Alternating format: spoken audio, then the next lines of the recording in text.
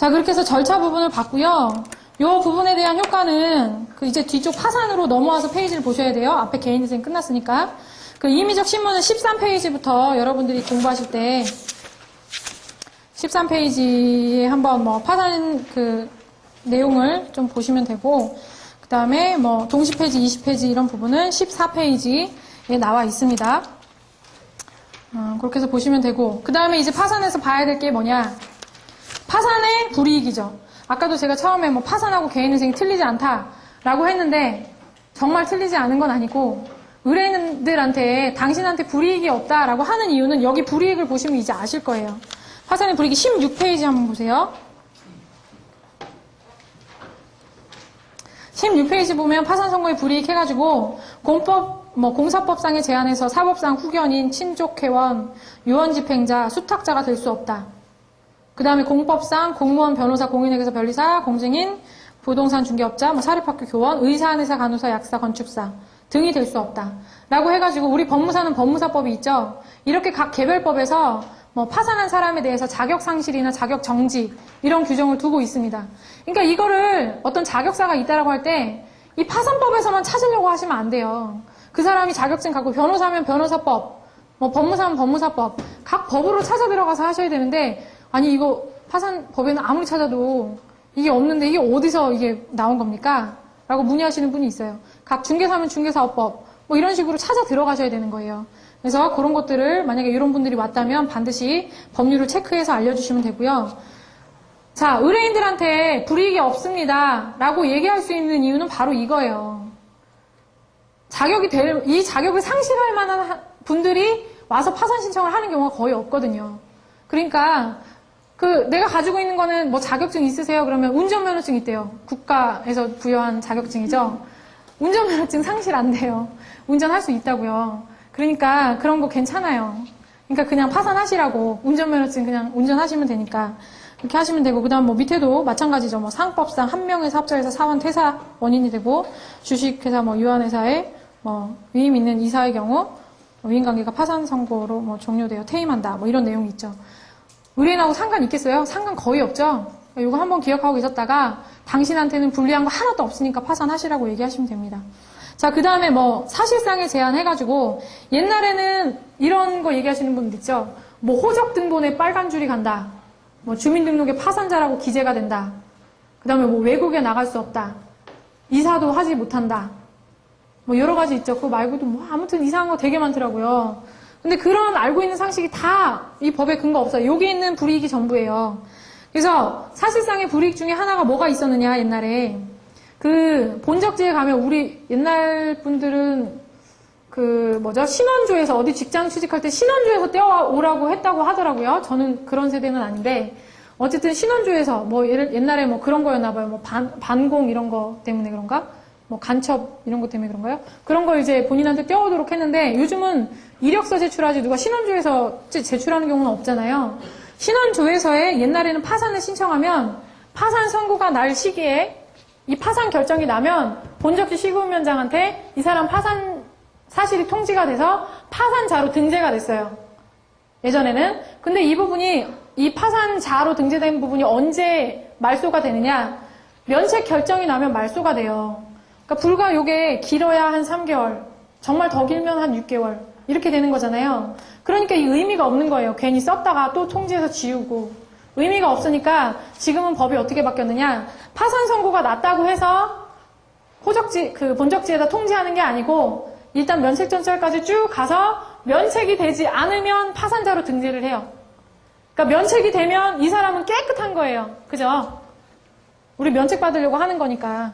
자, 그래서 절대로 본적지에도 파산자라는 사실이 통지되지 않습니다. 면책받는 걸 전제로 해서 면책을 못 받았을 때만 통지되고, 그 내용이 이제 거기 17페이지에 나와 있는 겁니다.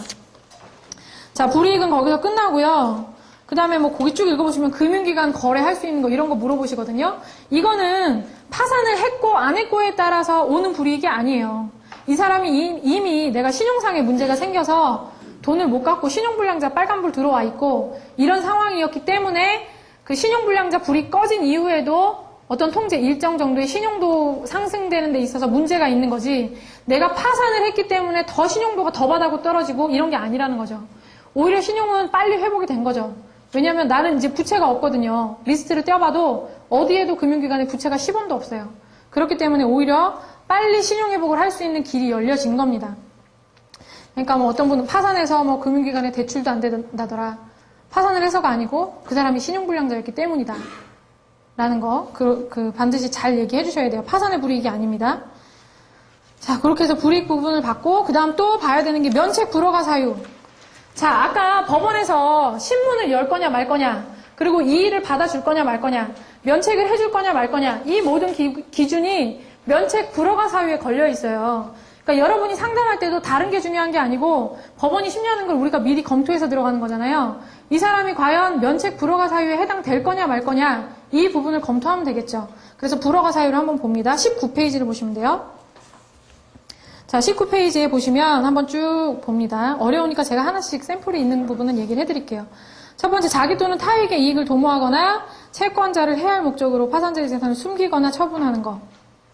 자, 예를 들면 뭐 다른 타인 내가 번 돈으로 와이프 명의로 재산을 취득한다든지 이런 거 있을 수 있겠죠. 재산을 숨기고 은닉하는 그런 행위예요. 또는 파산이 들어가기 전에 부동산을 다 팔아서 현금화해요. 현금으로 다 챙겨놓고 파산을 들어가는 거예요. 빚만 가지고. 이런 경우들.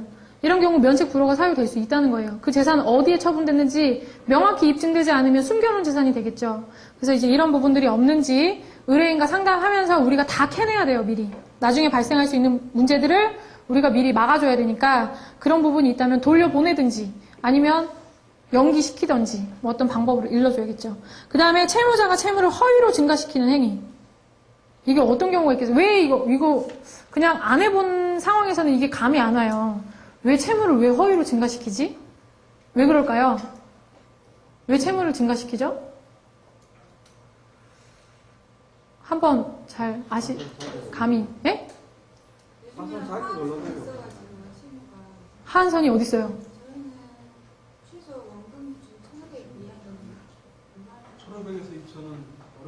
그 누가 그래요? 네.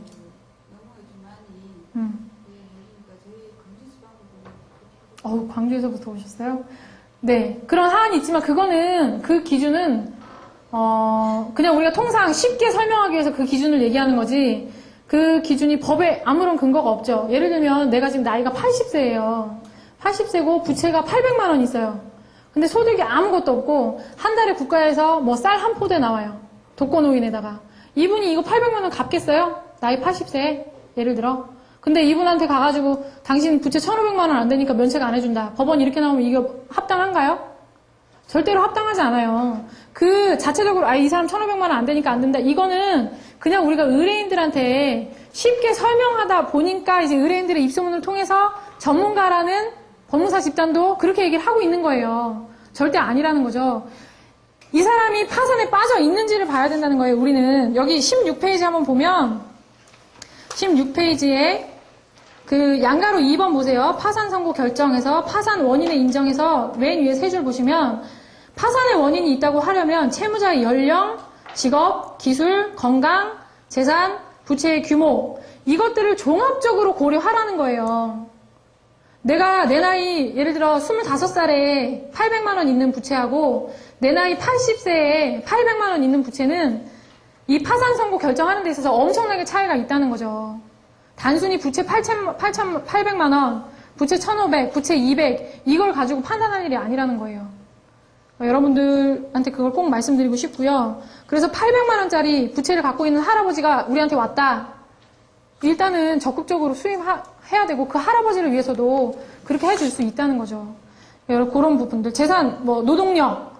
내가 장애인이에요, 예를 들어. 그러면은 돈 1,000만 원 부채도 힘들 수 있거든요. 그 부채도 내가 쓴 게 아니고 장애인인데 누가 보증서 달라고 해서 보증서 준 걸 수도 있고 여러 가지 경우가 있을 거 아니에요. 그런 여러 가지 경우에 따라서는 부채 금액을 반드시 그렇게 객관적으로 1,500이니 뭐니 이렇게 자를 필요 없이 여러분들이 충분한 상담을 통해서 이 사람의 자력을 판단해야 된다는 거죠. 학벌도 많이 좌우해요, 사실. 예를 들어 초등학교 3학년 다니고 내가 시골에서 내내 농사 짓고 살았어요. 그런 사람이 갑자기 어느 날 나이 50이 됐는데 다 말아먹고 예를 들어 우리 어떤 경우에는 돼지 기르시는 분이 있었어요. 초등학교 3학년까지밖에 안 나오셨는데 시골에서 그냥 쭉 눌러서면서 돼지를 길렀는데 돼지 콜레라? 그게 걸려가지고 돼지 다 엎어서 다 죽인 거예요. 쫄딱 망했죠. 근데 초등학교 3학년 나온 사람이 그때 나이 이제 50, 60 다 돼가는 나이에 어디 가서 취직해서 돈 벌어서 어떻게 빚을 갚겠어요. 방법이 없다고요. 그러니까 그런 분들 뭐 여러 가지를 종합적으로 뭐 학력도 그렇고 뭐 나이 여기 아까 읽은 부분 그 부분 중요해요. 별거 아닌 것 같지만 연령, 직업, 기술, 건강, 부채, 노동력 뭐 다 중요하다는 거죠. 그런 부분들을 네. 그런 부분도 중요해요. 근데 그런 부분은 재산의 은닉에 있어서 중요한 거지 부모 형제가 돈이 많고 뭐 그런 부분이 면책을 안 해주는데 영향을 미치는 건 아니라고 봅니다. 이를테면 채무자가 3천인데 채무가 부모 아파트 시가가 3억이나 5억인 경우 그런 경우라 하더라도 특별히 문제되지 않아요. 다만 이제 이런 경우는 있어요. 부모님이 연세가 너무 많아가지고 돌아가실 나이가 됐어요. 그런 경우는 좀 문제가 된다고 하더라고요. 그런 경우는 우리가 감안을 하고 있습니다. 예, 상속의 문제가 있기 때문에.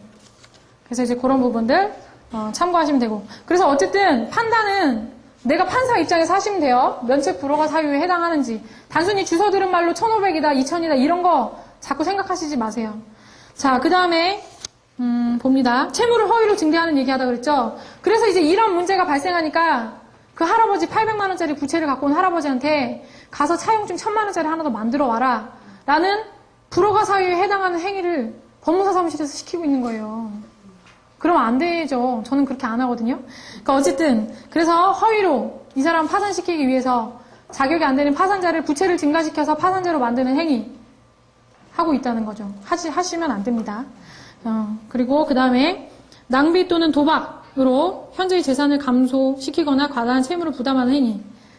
이 부분 때문에 이제 아까 뭐 증권 투자한 부분 이런 거 물어보시는 분도 있었어요. 그 다음에 도박하는 부분들. 기존에는 면책이 다 되게 잘 됐어요. 이런 분도 우리 사무실에서 뭐 진짜 증권 때문에 뭐 수천만 원 날려먹고 수억도 날려먹고 남한테 빚지고 또 도박하시는 분들도 많아요. 어떤 분은 도박 저도 몰랐는데 이제 여러 가지 세계를 알게 되는데 그 경마장에서 경마하잖아요. 그거 자동이체 되는 것도 아세요? 돈이 자동이체 경마장으로 자동이체 되더라고요. 그래가지고 그냥 그 돈으로 어떻게 돌아가는 시스템인지 모르겠지만 증권 우리 펀드 투자하는 것처럼 그것도 그런 게 있나 봐요. 그래서 자동으로 경마장으로 매주 돈이 이렇게 넘어가 경마장 마사회에 이렇게 써 있어요. 자 그런 식으로 이제 그분은 너무 명백하잖아요. 서류상으로. 이런 분들도 다 100% 면책이 됐어요. 그렇게 잘 됐어요. 근데 그건 서류를 잘 만드셔야 돼요. 왜 이런 분들이 면책이 되느냐 하면 그 밑에 보면 19페이지 밑에 보면 재량 면책의 가능성을 법률 조문에서 열어놨어요. 과거에도 물론 마찬가지고 지금도 재량 면책의 가능성을 열어놔서 어떤 경우에 이런 사람들 그러니까 면책 불허가 사유가 있음에도 불구하고 면책을 해주느냐 읽어보시면 그 재량 면책의 가능성 봅니다. 자, 면책 불허 두 번째 줄 괄호 보시면 면책 불허가 사유에 해당하는 행위의 경중 채무 발생 원인과 증가의 경위 변제 노력의 정도 내가 지금 새 생활을 시작한다 이거죠.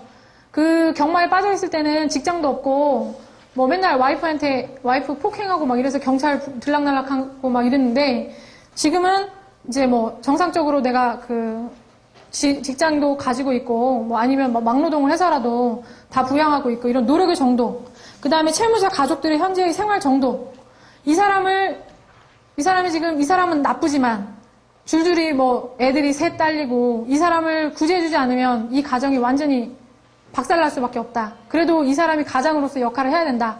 이런 부분도 중요하다는 거예요. 그 다음에 경제적 갱생에 대한 의욕과 갱생의 가망성, 채권의 종류와 내용이나 채권자의 신용조사의 태양 등 채권자 측의 사정, 이의신청의 유무 이런 것들을 종합적으로 고려해서 판사는 비록 면책 불허가 사유에 해당하는 사유가 보인다 하더라도 재량적으로 면책을 해줄 수 있다는 거예요. 그래서 그동안 뭐 증권 투자하고 이런 분들도 면책이 잘 됐어요. 그러니까 이 부분은 여러분들이 잘 해주셔야 돼요. 사실 서류상으로 이런 노력이 있다는 걸 충분히 보여줘야 돼요. 그러니까 어떤 분들은 아까 그 마사회에 찍혀있는 것처럼 아무리 뭐 노름하고 이런 거 숨겨주고 싶어도 서류상으로 다 드러나서 숨겨줄 수 없는 상황이 있거든요. 그러면 어쩔 수 없이 진술서상에 내가 과거에 경마에 누구 친구 때문에 한번 따라갔다가 뭐 5천 원을 잃어보니까, 뭐 50만 원을 따보니까 또 투자해서 50만 원을 잃고, 이렇게 하다 보니까 빠졌다. 그래서 직장도 이렇게 됐다. 근데 지금 다시 직장 잡고 열심히 일하고 있고. 이런 부분을 여러분들이 충분히 써주시면 갱생의 가능성이 보인다. 그리고 딸린 가족이 너무 많다. 애들이 뭐 고등학생, 중학생, 초등학생 줄줄이 있고, 그래도 가장이랍시고 이제 정착해가지고 애들 부양 잘하고 가정이 화목하게 잘 살고 있다. 그럼 이 사람 어떻게 해줘요? 면책 불허가 사유 있지만, 과거에는 노름했지만 지금은 면책해줘야 된다는 거죠. 자, 그런 식으로 판단하시면 됩니다. 최근에 신문에 판사의 재량이 문제 사유 폭을 좀 축소시켜야 되겠다고.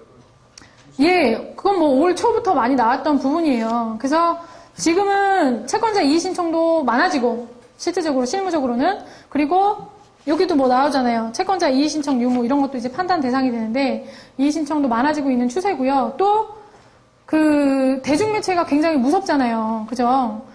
제가 아무리 여기서 좋다 해도, 그리고 이 사람들 막상 면책 안 해줘도 길이 없어요. 제가 상담해보면, 면책 안 해줘서 갚을 수 있다면 모르는데 이자가 정말 기하급수적으로 늘어나요. 가만 보면. 그래서 이 사람들은 제가 봐도 해줘야 된다라는 생각이 들거든요. 차라리 해주고 열심히 일해서 세금 내고 국가에 기여하는 게, 통장에 돈도 저금하면서 살고 이렇게 하는 게 국가적으로 윤택해지는 길임에도 불구하고, 신문 기자나 이런 사람들 자기가 직접 당사자가 돼보지 않으면 무조건 채무자가 나빠 보이는 게 사실 그 사람 마음도 이해는 되죠. 그러다 보니까 대중에서 이제 떠드는 부분들이 워낙 안 좋은 쪽으로 이렇게 많이 얘기가 나오더라고요. 그래서 법원에서도 어쩔 수 없이 발표는 그렇게 하죠. 우리가 엄격히 조사하고, 올 초인가 법률신문에 보니까 법원에서 이제 조사도 하겠다. 그러니까 예를 들어 내가 보험금이 없다고 제출했어요. 근데 법원에서 직권으로 보험회사에 조사해가지고 보험금 얼마인지 확인하겠다. 이건 예를 든 거예요. 그렇게 나와 있진 않았고, 조사도 하겠다라고 되어 있지만, 제가 법원에 있는 분들한테 물어봤는데, 조사할 사람이 없대요. 이거 서류도 지금 6개월 안에 해줘야 되는데, 1년씩 걸리는데, 누구를 조사를 내보내겠어요. 어쨌든 인력도 없고, 일단은 믿고 넘어가고, 그렇다면 채권자, 어떤 판사님이 쓰신 글에도 그런 게 있어요. 당신들 채권자들한테, 우리는 서류 보고 검토했지만, 당신들한테도 절차 보장을 해줬다. 이의라는 절차를 두지 않았느냐. 이의 절차를 통해서 충분히 다툰다면 법원은 중립적인 입장에서 판단을 하는 거기 때문에 당신들이 생각하는 것처럼 그렇게 면책률이 높지 않을 수도 있는 거다. 그러니까 이의 절차에 적극 참여하라는 식으로 아주 완곡하게 표현한 판사님의 글이 있었습니다. 그러니까 어쨌든 법원에서도 그렇게 발표는 하고 있지만 실질적으로 내부적으로는 크게 달라진 게 없다고 하고 있습니다. 최근에 법원 시청서가 예. 바뀐 이후로 아까 제가 질문드린 거 가족 재산 네. 소유경을 좀 엄격히 네. 법원에 요한다. 예, 예. 이런 게 3년